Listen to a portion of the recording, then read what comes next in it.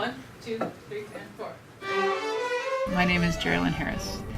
So I teach at the Libby Center, which is a multi-purpose building that houses a couple of different school programs. And I teach general music to those classes. Each class has 25 kids. And prior to that, I taught younger students in kind of a mentoring program through the Youth Symphony. And then, always was a camp counselor of some kind. So I think that's how I kind of got started.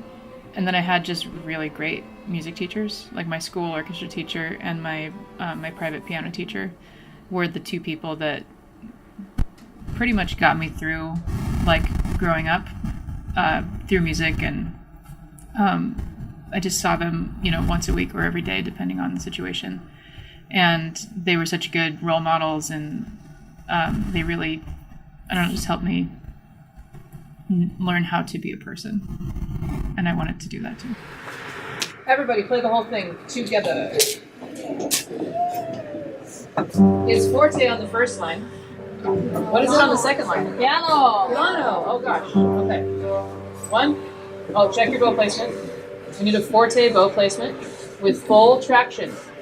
Angle that stick toward the scroll. Not quite so much, Ethan. Ready? Go. Yeah, I mean, my piano lessons were partly piano and partly therapy. I feel like I was paying, to learn how to improve at the piano, but through the conversations that I had with my piano teacher, I learned a lot about myself and how to problem solve. With my orchestra teacher at school, I had him from 5th grade until 12th grade. So he knew me from age 10 to age 18, and that's such a huge time period to be becoming a person. And he was just one of the best people that I knew at that point, and I wanted to be like him. And he made a home for us in the orchestra room.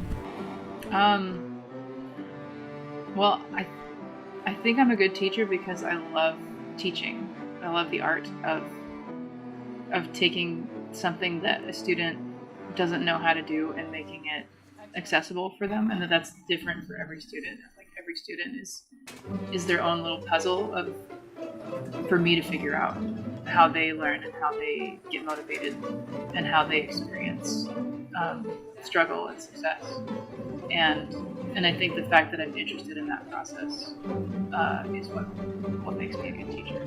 I have learned a lot from listening to what kids really feel about things. Sometimes as a teacher you think this lesson's gonna be so cool and they're gonna love it and it's gonna be so in line with what they're interested in, and then you learn that might have been true for you when you were 12, and then what 12-year-olds are into now is something totally different.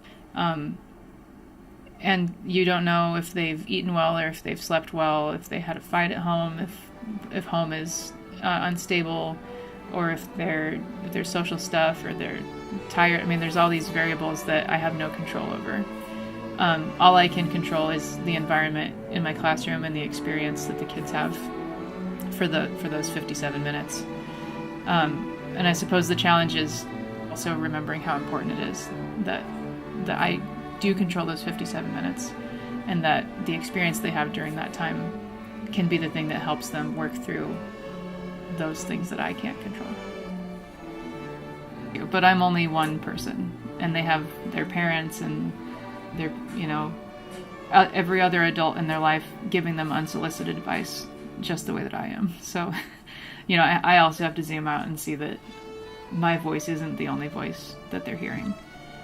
Even just yesterday, the 8th graders were signing up for high school classes, and we had a pretty good conversation, have had some pretty good conversations over the past couple of weeks about how do you choose classes for high school, and that they have all these things they feel they need to do, they need to take AP classes, and they need to do, all the shiny things like Lego robotics and medical detectives and biomed classes and all these things that do sound really great, but they're making the choice to either do music or to do that thing. And they have all these other stresses on them that they're gifted students, so they should take more AP classes, and the counselors at the high schools want them to, because then those classes get filled up. and that's a whole, money thing. But it's like they don't see that they're little chess pieces being moved around, and that they could flip the whole board if they wanted to, but they don't know that they have that power. I mean, at the beginning, you don't know what you don't know until it hits you in the face, and you're like, wow, I don't know that. So there were moments like that. I think the times that I have felt the least successful is when a student decides not to keep playing. And it's really hard for me to not take that personally.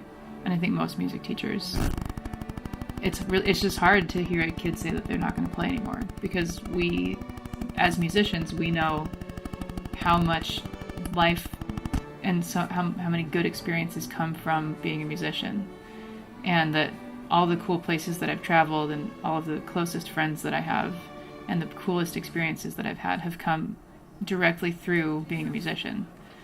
And so when a 12-year-old says, well, that's just not for me, it's really hard to take that, because they don't have the perspective, and that's not their fault. They just can't see what they're choosing to let go of. And so I always feel just terrible when a kid chooses not to continue. And I know that I shouldn't necessarily measure my success on whether a kid keeps playing or not, but it sure feels really good when they take it all the way. And they get to see, when they basically get to have the amazing kind of life.